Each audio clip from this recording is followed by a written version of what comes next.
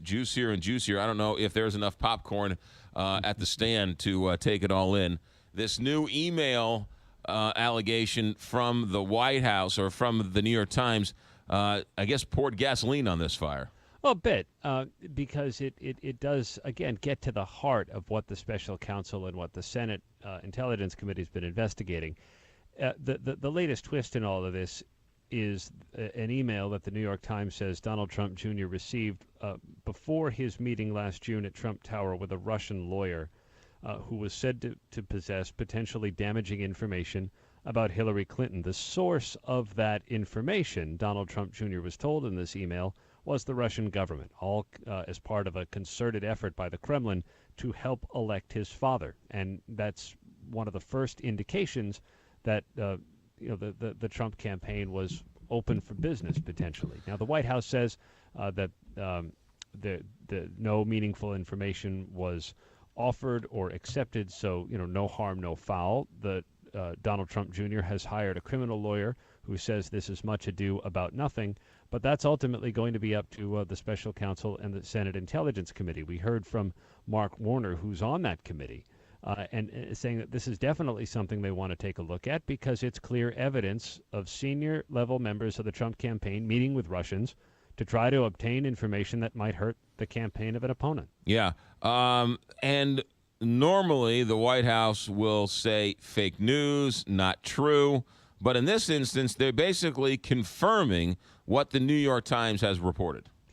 In a sense, and still, his senior advisor Kellyanne Conway says there is no evidence of collusion, and that may well be true. But this meeting in question that was attended by Donald Trump Jr. and Paul Manafort and Jared Kushner and this lawyer was backed by Russia and was promising damaging campaign information. That certainly gets you in the neighborhood, at least, and something that the investigators are going to want to probe. For Donald Trump Jr., one of the problems for him is that his story has changed. At first, he said that the meeting was about Russian adoption. Then he conceded the premise was to get this potentially damaging information. Now we learn, according to the New York Times and this email, that he had known the source of that information ahead of time. Yeah.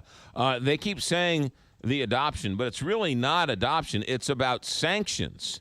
And the adoption part, when Putin sort of banned adoptions from Russia to America, but that was because sanctions were put on by America to Russia. So the adoption angle really is about sanctions. That's right. And again, there's that in and of itself may not be criminal, but it does raise an appropriateness question when you're talking about Donald Trump Jr., someone who was not in the government and who at the time was working on behalf of his father's campaign, not yet in the government, talking about sanctions that another administration had imposed.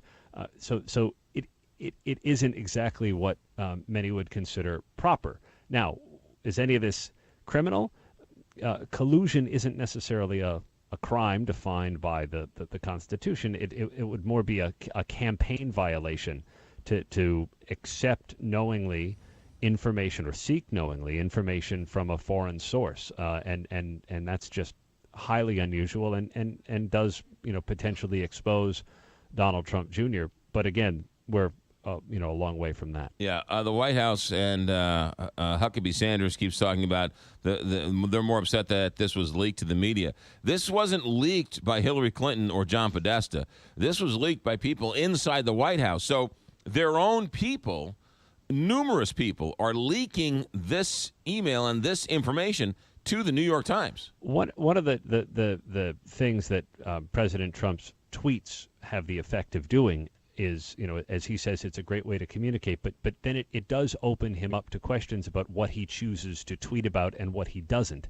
And as often as he tweets about fake news and as much as he rails on the New York Times and other news sources, this morning he's been tweeting about trying to get the Olympics to Los Angeles. There has not yet been a single tweet in defense of his own son and what he did or didn't do when it came to meeting with Russians during the campaign. And so that's been a notable absence so far, as it now seems like his son is going to squarely be in the crosshairs of both the special counsel and the Senate Intelligence Committee. Stay tuned. Aaron Katursky, thanks for checking in. Thanks, McGraw. 725, Big 5.